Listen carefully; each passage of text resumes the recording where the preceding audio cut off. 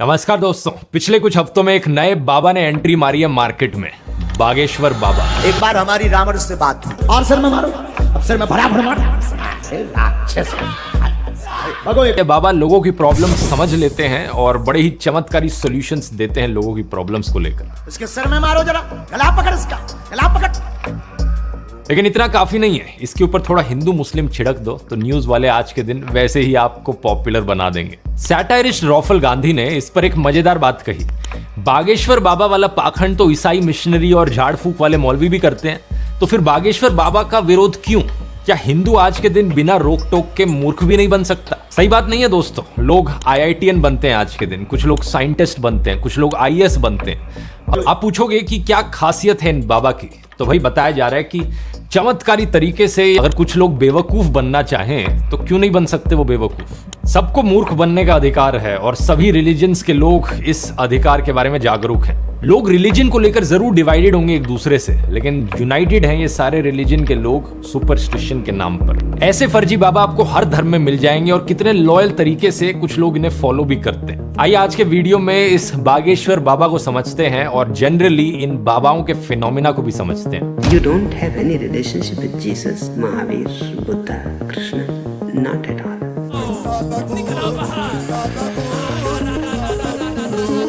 They teach you to love Jesus. Why? Because he turned water into wine. अध्यात्म तो चमत्कारों के विरुद्ध खड़ा होता है और अंधविश्वास के विरुद्ध खड़ा होता है। जो लोग ऐसा काम कर रहे हैं वो वैज्ञानिक तो नहीं है, वो आध्यात्मिक भी नहीं है। तो बागेश्वर बाबा से शुरुआत करें तो इसके पीछे जो इंसान है वो है धीरेंद्र शास्त्री। मध्य प्रदेश के गांव से आता है, वहां पर एक आश्रम भी चलाता है जिसका नाम है बागेश्वर धाम। दैनिक जागरण की रिपोर्ट के अकॉर्डिंग इसका असली नाम एक्चुअली में है धीरेंद्र कृष्णा गर्ग और इसकी उम्र सिर्फ 26 साल, यानी एज में ये मुझसे भी छोटा है। इमेजिन करके देखो, 26 साल का लड़का यहां पर एक बाबा बन गया। कहीं ऐसा ना हो कि आने वाले सालों में हमें देखने को मिले कि 15-16 साल के लड़के भी स्कूल से ड्रॉप आउट करके बाबा बनने की सोच रहे हो। लेकिन एनीवेज, धीरेंद्र की बात करें तो ये पहली बार खबरों में आया अपने कम्युनल भड़काऊ भाषण की वजह से। पिछले साल अप्रैल की बात है, मध्य प्रदेश में सागर में प्रवचन चल रहा था इसका और इसने कहा सब हिंदुओं एक हो जाओ और पत्थर फेंकने वालों के घरों पर बुलडोजर चलवाओ। निवेदन है सब हिंदू एक हो जाओ और पत्थर मारने वालों के घर पर बुलडोजर चलवाओ। बड़ा ही ऑब्वियस पॉलिटिकल रेफरेंस जो उत्तर प्रदेश में किया जा रहा है, इस पर मैंने एक अलग से वीडियो भी बनाया था। लेकिन इसके बाद इसने कहा सब अपने हाथ में हथियार उठा लो, मतलब सब हथियार उठा लेंगे अपने हाथों में तो पुलिस क्या करेगी? पुलिस की अपनी जॉब छोड़ दे और बाबा बनने बैठ जाए। लॉयर्स और जजेस और लॉ एंड ऑर्डर का क्या? आयरो जग जाओ, अब सब हिंदू अपने हाथ में हथियार उठा लो और कह दो हम सब हिंदू एक हैं। बड़ी ही ऑब्वियस बात है कि ये कम्युनल भड़काऊ भाषण था, पब्लिक पीस को डिस्टर्ब करने की कोशिश थी। लेकिन जैसा कि हम जानते हैं हमारे देश में लॉ एंड ऑर्डर की क्या हालत है, कोई अरेस्ट नहीं किया गया। कुछ दिन बाद धीरेंद्र कहता है कि मैं बाबा नहीं ढाबा हूँ, ऐसी गलती बार बार करता रहूंगा। अब उन्हें पता ही नहीं कि हम बाबा हैं ही नहीं, हम तो ढाबा हैं। अब मानो लॉ एंड ऑर्डर का अपमान करना काफी नहीं था, धीरेंद्र अगली बार फिर से खबर में आता है एलिजिडली अनटचेबिलिटी प्रैक्टिस करने के लिए। इस वीडियो को देखिए जहां पर इसके डिवोटीज इसके पैरों पर गिर जाते हैं और ये अपने पैर आगे करता है इसके लिए।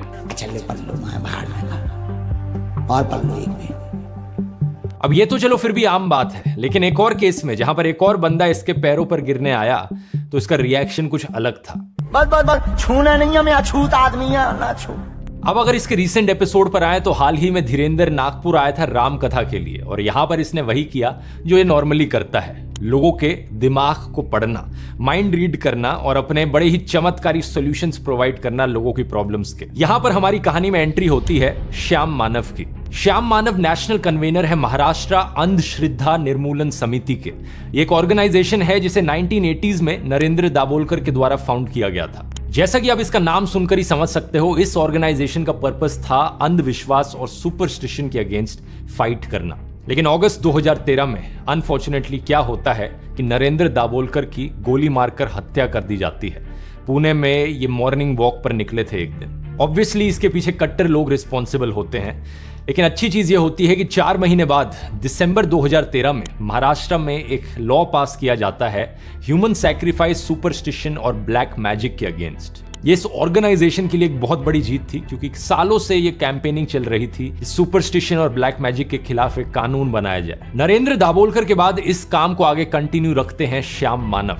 ये ऑर्गेनाइजेशन के साथ शुरू से ही रहे हैं जब से इसकी इंसेप्शन हुई है, और ये अपने आप को एक सनातनी हिंदू कहते हैं, ठीक उसी तरीके से जैसे गांधी जी और स्वामी विवेकानंद भी अपने आप को सनातनी हिंदू मानते थे। एक तो अपने आप को सनातनी हिंदू कहता हूँ, महात्मा गांधी भी अपने आप को सनातनी हिंदू कहते थे और स्वामी विवेकानंद जी भी अपने आप को सनातनी हिंदू कहते थे। ये कहते हैं कि ये किसी भगवान या किसी के धर्म के खिलाफ नहीं है, बल्कि ये उस लूटमारी और उस फ्रॉड के खिलाफ है जो धर्म के नाम पर हो रही है। जो इनका काम है वो अकॉर्डेंस में है कॉन्स्टिट्यूशन ऑफ इंडिया के। दैनिक भास्कर की एक रिपोर्ट हमें बताती है कि श्याम मानव 200 से ज्यादा बाबाओं का भांडाफोड़ कर चुके हैं। इनका पहला बड़ा केस था लेजेंडरी शकुंतला देवी को लेकर, जिन्हें ह्यूमन कंप्यूटर नाम से जाना जाता है। श्याम मानव कहते हैं कि ये उनके मैथमेटिक्स प्रोग्राम्स के खिलाफ नहीं थे, लेकिन धीरे धीरे उन्होंने एस्ट्रोलॉजी और फ्यूचर प्रेडिक्शन जैसी चीजें शुरू कर दी थी, तब उनका इन्होंने भांडाफोड़ किया। पुलिस ने शिकायत दर्ज करी और FIR भी लिखी गई। जिस कार्यक्रम से वो नागपुर आई थी, उस कार्यक्रम को छोड़ के उन्हें भागना भी पड़ा। शकुंतला देवी, जिनका नाम Guinness book of world records में रिकॉर्ड हुआ था,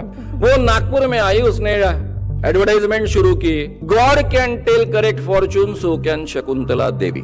ये पहला बड़ा केस था इनका, और शकुंतला के चमत्कार और उनकी भविष्यवाणी सब बंद हो गई इसके बाद। एक और बड़ा केस था इनका फॉरेन मिशनरीज को लेकर। ये बताते हैं कि कैसे 5 मिशनरी नागपुर आए हुए थे। एक ऐसी सभा करते हैं वो जहां पर अंधे को दिखने लग जाता है, बहरे को सुनने लग जाता है, ऐसे चमत्कारों का दावा करते हैं। उस वक्त इन्होंने 1986 के ड्रग्स और रेमेडीज एक्ट का इस्तेमाल किया अपनी फाइट करने के लिए। उस कानून के तहत इन्होंने इन 5 मिशनरी के खिलाफ शिकायत दर्ज करी, और देश में पहली बार ऐसा हुआ कि 4 विदेशी मिशनरियों को अरेस्ट किया गया। तो अपनी अभी की कहानी पर वापस आए तो धीरेन्द्र शास्त्री नागपुर जाते हैं। श्याम मानव को पता चलता है कि ये राम कथा के लिए गए हैं। इन्होंने कहा ये तो अच्छी चीज है और इसे वेलकम किया जाना चाहिए, लेकिन फिर इन्हें पता चलता है कि ये बाबा अपना दिव्य दरबार होल्ड करते हैं, जहां पर ये चमत्कार करते हुए दिखाते हैं। कहा जाता है कि ये नागपुर में 7 और 8 जनवरी को होगा। तो मुझे सबसे पहले कहा गया कि उनका राम कथा का आयोजन है। मैंने कहा अच्छी बात है, उसका तो स्वागत होना चाहिए, लेकिन लोगों ने ये ध्यान में ला के दिया कि उनके दिव्य दरबार के काफी वीडियोज उपलब्ध है,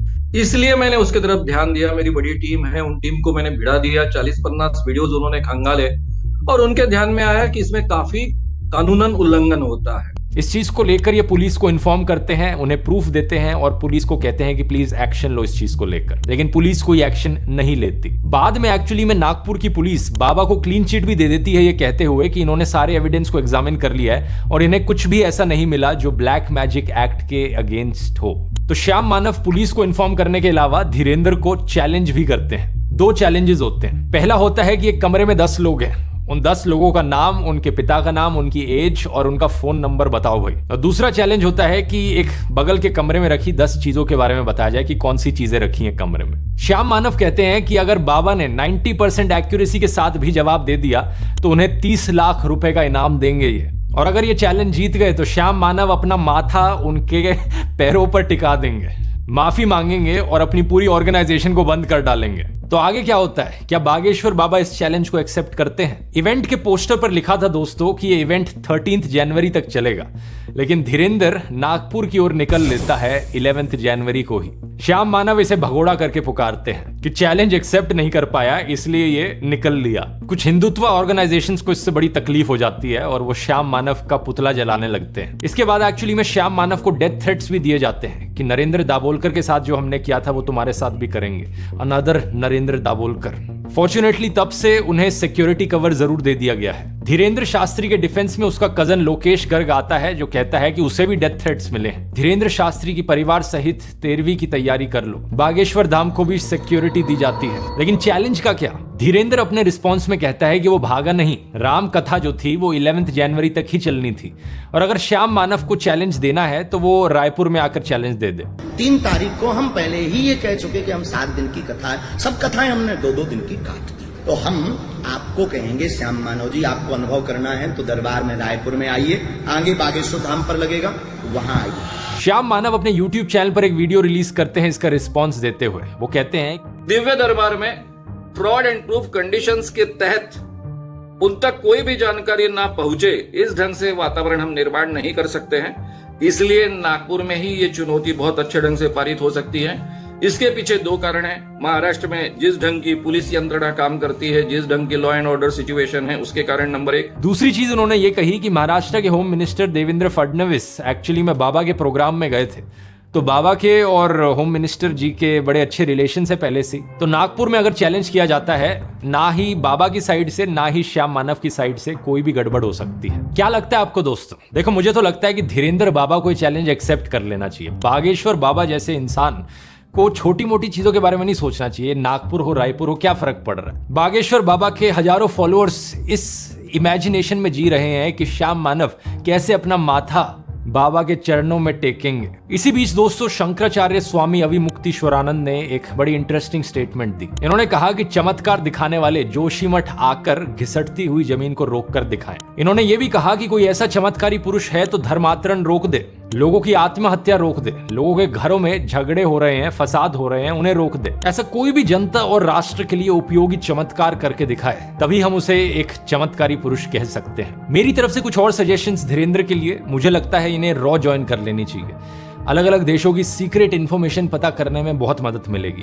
ये पुलिस की मदद कर सकते हैं चोर डकैतियों को पकड़ने में। इनफैक्ट इन्होंने तो ये भी क्लेम किया है कि ये कैंसर को भी क्योर कर सकते हैं अपनी दवाइयों और आशीर्वाद के द्वारा। कैंसर रोग है, दूसरे स्टेज का है, हम एक विधि कर दें भी, कैंसर की दवाई धाम पे मिल है, ठीक हो जाएगा, आशीर्वाद। माँ बीमार है 3 साल से, दर्द कैंसर नामक रोग बना हुआ, ओमवती को कृपा हो जाएगी, आशीर्वाद। ये अखंड ज्योति जलाएं, 50 ग्राम देसी गाय के गोमूत्र में 2 खड़ी हल्दी की गांठ पीस करके मिला करके रोगी को पिलाएं, लाभ 100% होगा, आशीर्वाद। मुझे ये बात समझ में नहीं आती भाई, किस बात का इंतजार है? हमारी देश की सरकार क्या कर रही है? क्यों हॉस्पिटलों में टाइम वेस्ट किया जा रहा है? इन बाबा को जल्दी से लाया जाए, इनसे क्योर सीखा जाए कैंसर का और सब में बांट दिया जाए। इतने सारे पेशेंट्स हैं इंडिया में। लेकिन ये सब होगा नहीं दोस्तों, क्योंकि ये एक बहुत बड़ा फ्रॉड है। जेम्स रैंडी दुनिया के मोस्ट फेमस मैजिशियंस में से हैं। धीरेन्द्र की छोटी मोटी ट्रिक्स कुछ भी नहीं है जेम्स रैंडी के सामने। लेकिन फर्क ये है कि जेम्स अपनी ट्रिक्स का इस्तेमाल करते थे लोगों को एंटरटेन करने के लिए, और धीरेन्द्र अपनी ट्रिक्स का इस्तेमाल करता है लोगों को बेवकूफ बनाने के लिए और एक कल्ट फॉर्म करने के लिए। जेम्स रैंडी ने एक जेम्स रैंडी फाउंडेशन की स्थापना करी साइंटिफिक टेम्परामेंट को प्रमोट करने के लिए। इसमें उन्होंने अपना एक $1 मिलियन पैरानॉर्मल चैलेंज निकाला। चैलेंज बड़ा सिंपल था। दुनिया में कोई भी इंसान जेम्स रैंडी को प्रूफ दिखा दे सुपर नेचुरल चीजों का, पैरानॉर्मल चीजों का, ये भूत प्रेत जैसी चीजें, और उस इंसान को $1 मिलियन का इनाम मिल जाएगा। लेकिन आज तक कोई इस चैलेंज को नहीं कर पाया है। इस चीज को डिटेल में मैंने भूतों वाले वीडियो में भी एक्सप्लेन किया था, गोश्ट्स के ऊपर जो मैंने वीडियो बनाया था। नहीं देखा है उसका लिंक मैं नीचे डिस्क्रिप्शन में डाल दूंगा। हैरानी की बात यह है कि इसके बावजूद भी दुनिया भर में लोग एस्ट्रोलॉजर्स और चमत्कारी बाबाओं से बड़े आकर्षित होते रहते हैं। कहीं हमें एक बाबा देखने को मिलता है जो हवा से सोने की चेन निकाल देता है, कोई बाबा पानी का पेट्रोल बना देता है। सुपरस्टिशन तो चलो फिर भी कुछ हद तक एक हार्मलेस चीज हुई या सेल्फ हार्मिंग चीज हुई, लेकिन बहुत से बाबाओं को पाया गया है कि कितने क्राइम्स में इन्वॉल्व होते हैं। कहीं पर murder, sexual harassment, tax evasion, kidnapping, human trafficking. 2017 में जो हिंदू साधुस की सबसे टॉप बॉडी है अखिल भारतीय अखाड़ा परिषद, उन्होंने 14 फेक बाबाओं की लिस्ट भी जारी करी थी। इस परिषद के प्रेसिडेंट ने यह भी कहा था कि लोग ऐसे पाखंडियों से चौकन्ने रहें, ये साधुओं का नाम बदनाम करते हैं। इस लिस्ट में कई बड़े नाम थे, आसाराम, राधे मां, निर्मल बाबा, गुरमीत सिंह, नारायण साई। इसके अलावा कई और बाबा हैं जो क्राइम्स में इन्वॉल्व होते हुए पाए गए हैं। नित्यानंद, मिर्ची बाबा, जलेबी बाबा, प्रेम आनंद, चंद्र स्वामी, अमित चैतन्य। और जैसा मैंने आपको वीडियो के शुरू में बताया था, ये कोई ऐसी प्रॉब्लम नहीं है जो सिर्फ एक धर्म में ज्यादा देखी जा रही। मुस्लिम फेक बाबाज भी आपको देखने को मिलेंगे। शेख अब्दुल रहीम, अकमल राजा, हकीम बाबा, आसिफ नूरी। अकमल रजा ने एक औरत को कहा कि अगर अपने हस्बैंड की बीमारी को क्योर करना चाहते हो तो अपनी बेटी को लाकर मुझे सौंप दो। दीनू मोहम्मद एक तांत्रिक सिमिलर चीजें कर रहा था। ऐसे ही दोस्तों कई क्रिश्चियन बाबाज भी मिलेंगे आपको। केरला में एक भयानक केस देखा गया जहां पर एक औरत को ब्लैकमेल किया गया उसका कन्फेशन सीक्रेट का इस्तेमाल करके। आमतौर पर आप किसी चर्च में जाते हो तो अक्सर आप अपने कन्फेशंस बताते हो वहां मौजूद प्रीस्ट को। तो जो औरत ने बताया इसे, उसको उसी का इस्तेमाल करके ब्लैकमेल कर दिया। फिर इस औरत का एडवांटेज लिया इन्होंने। इसके बाद कुछ ऐसे भी क्रिश्चियन बाबा हैं जो अपने आप को बताते हैं कि ये कितने मिराकुलस क्योर्स करने लग रहे हैं। एक बजिंदर सिंह जिसके 20 लाख से ज्यादा सब्सक्राइबर्स हैं यूट्यूब पर। बागेश्वर बाबा की तरह ये भी नाम बताता है, इविल स्पिरिट्स को हटाता है और लोगों की जो डिसेबिलिटीज है उन्हें क्योर कर देता है। कब से प्रॉब्लम है ये? एक साल हो गए। 1 साल से। देख मेरे हाथों की तरफ देख और विश्वास कर, उठ, कोशिश कर, शाबाश, चल शाबाश। तोड़ेंगे लंगड़े भी तोड़ेंगे। आओ शाबाश। देखो देखो देखो लड़का, हाँ पकड़ इसको, हालेलुया। चलो चल चलो चल, शाबाश, चल चल चल, कैमरामैन जूम करो, जूम। दौड़ेंगे दौड़ेंगे भी दौड़ेंगे। लिरिक्स देखे आपने वीडियो के? दौड़ेंगे दौड़ेंगे लंगड़े भी दौड़ेंगे, मतलब किस टाइप के लिरिक्स हुए ये। इन फर्जी क्रिश्चियन बाबाओं पर एक फिल्म भी बनाई गई है, ट्रांस, जिसे डायरेक्ट किया था अनवर रशीद ने। बड़ी ही मास्टरपीस फिल्म है, अगर आपने नहीं देखी तो जाके देखना। इन सारे फर्जी बाबाओं की बात करते हुए हमें इंग्लिश स्पीकिंग फर्जी बाबाओं के बारे में भी नहीं भूलना चाहिए, क्योंकि कुछ एजुकेटेड लोगों को लगता है कि बाबा के मुंह से अगर इंग्लिश निकलेगी तो बाबा बड़ा क्रेडिबल बन जाएगा, बाबा की बातों में ज्यादा सच होगा। एक ऐसा ही बाबा कहता है कि एक्लिप्स के दौरान खाना मत खाओ, जल्दी बासी हो जाता है। एक और पॉइंट ऑफ टाइम पे ये भी कहता है कि पानी को गुस्से से देखा और वो पानी पी लिया तो बीमार हो जाओगे। एक वीडियो में कहा कि मरने के बाद 11 दिन के बाद तक नाखून और बाल बढ़ते रहते हैं। और कमाल की बात यह है कि ऐसे फर्जी बाबाओं को IITs में भी इनवाइट किया जाता है लेक्चर देने के लिए। इसी से ही देखकर आप समझ सकते हो कि इंडिया में साइंटिफिक टेम्परामेंट की कितनी कमी है। एक सवाल यहाँ ये उठता है कि लोग इन फर्जी बाबाओं के चक्कर में क्यों पड़ते हैं। इलिटरेसी को एक कारण बताया जा सकता है कि लोगों का अनपढ़ होना, लेकिन इकलौता रीजन इसे नहीं बताया जा सकता, क्योंकि हमें कई ऐसे केसेस देखने को मिलते हैं जहां पर एजुकेटेड लोग जो अच्छी नौकरियां करने लग रहे हैं वो भी इन फर्जी बाबाओं के खेल में बेवकूफ बन रहे हैं। इसीलिए दूसरा कारण बताया जा सकता है कि हमारे इंडियन एजुकेशन सिस्टम में कुछ कमी है। लोगों की क्रिटिकल थिंकिंग पर फोकस नहीं किया जाता, सिर्फ रट्टा मारने पर फोकस किया जाता है। यही कारण है कि आज के दिन हमें यूट्यूब इन्फ्लुएंसर्स भी ऐसे देखने को मिलते हैं जो IIT ग्रेजुएट्स हैं, लेकिन कहते हैं कि हवन से एयर प्यूरिफाई हो जाती है। मतलब कंबशन के बेसिक लॉज को केमिस्ट्री में स्कूल में पढ़ तो लिया, एग्जाम में लिख भी आए, उसे अच्छे से पास भी कर लिया, लेकिन उनकी कोई अंडरस्टैंडिंग नहीं ली। तीसरा कारण है फेथ। फेथ का मतलब कि बस यकीन करो किसी चीज में, ज्यादा सोचने की जरूरत नहीं, कोई सवाल करने की जरूरत नहीं, कोई डाउट करने की जरूरत नहीं, बस बिलीव करो। लोग यकीन करते हैं क्योंकि वो यकीन करना चाहते हैं। और अक्सर ये फर्जी बाबा लोगों की कमजोर इमोशनल स्टेट और लोगों की जिंदगी में चल रही प्रॉब्लम्स का फायदा उठाते हैं। लोग अपनी जिंदगी में फ्रस्ट्रेटेड हैं, कोई सोल्यूशन नहीं मिल रहा है उन्हें। आमतौर पर जो मेंटल प्रॉब्लम्स होती हैं उनके लिए एक थेरेपिस्ट के पास जाया जाता है या साइकोलॉजिस्ट के पास जाया जाता है, ज्यादातर डेवलप्ड देशों में। लेकिन इंडिया में ये कल्चर इतना फैला नहीं है अभी। लोगों के पास कोई होता नहीं जिसके पास वो अपनी प्रॉब्लम्स लेकर जा सकें, और इसलिए वो इन फर्जी बाबाओं के पास जाते हैं। मेंटलिस्ट करण सिंह मैजिक और सुहानी शाह भी एग्जैक्टली यही काम करते हैं जो ये फर्जी बाबा करते हैं, लोगों के माइंड रीड करना। लेकिन फर्क ये है, ये एंटरटेनमेंट के तौर पर करते हैं। ये नहीं कहते कि हम आपकी प्रॉब्लम्स का क्योर दे देंगे। इस चीज की डिटेल में बात मैंने करण सिंह के साथ जो वीडियो बनाया था उसमें करी थी, आप खुद जाकर देख सकते हैं एग्जैक्टली कैसी ट्रिक्स का इस्तेमाल किया जा रहा है माइंड रीड करने के लिए। करण सिंह ने मेरा भी माइंड रीड किया था और सही में कमाल की टेक्निक्स हैं, लेकिन ये सिर्फ ट्रिक्स हैं। लिंक नीचे डिस्क्रिप्शन में डाल दूंगा इसका। अच्छा, यहां पर यह भी कहना जरूरी है कि जो बाबाओं का कॉन्सेप्ट है इनहेरेंटली उसमें कुछ गलत नहीं है, ये एक बड़ा ही अच्छा कॉन्सेप्ट है। कुछ ऐसे लोग जो स्क्रिप्चर्स को पढ़ते हैं उन्हें जिंदगी के बारे में स्पिरिचुअल अंडरस्टैंडिंग मिलती है और वो एक लाइफ कोच की तरह काम करते हैं, एक पर्सनल काउंसलर की तरह काम करते हैं। ये पुराने जमाने में बहुत होता था और तब कोई फीस चार्ज नहीं करी जाती थी। ये एक सेल्फलेस सर्विस होती थी जो असली बाबा देते थे। हिंदू भिक्षु, बौद्ध भिक्षु, जैन भिक्षु, मुस्लिम फकीर, इतिहास में हमने कई ऐसे लोग देखे। आदि शंकराचार्य, बाबा फरीद, कबीर, गुरु नानक, बाबा बुल्ले शाह, स्वामी दयानंद सरस्वती, स्वामी विवेकानंद और जिड्डू कृष्णमूर्ति। लेकिन हाल ही में ट्रेंड सा आ गया है कि निकम्मे लोग बाबा बनने शुरू हो गए। इन फर्जी बाबाओं के पास कोई लाइफ एडवाइस नहीं है लोगों को देने को, ये बस बेवकूफ बनाना जानते हैं अपना धंधा चलाने के लिए। जो भिक्षा का कॉन्सेप्ट था वो भीख के कॉन्सेप्ट में बदल गया। इसी रीजन से दोस्तों इन फर्जी बाबाओं को एक्सपोज करना बहुत जरूरी है। लोगों को इन पाखंडी बाबाओं से बचाना बहुत जरूरी है। ये धर्म के लिए अच्छा होगा, साइंस के लिए अच्छा होगा। इस वीडियो को अपने परिवार और दोस्तों के साथ शेयर कीजिए ताकि वो भी सच जान सके। बहुत बहुत धन्यवाद।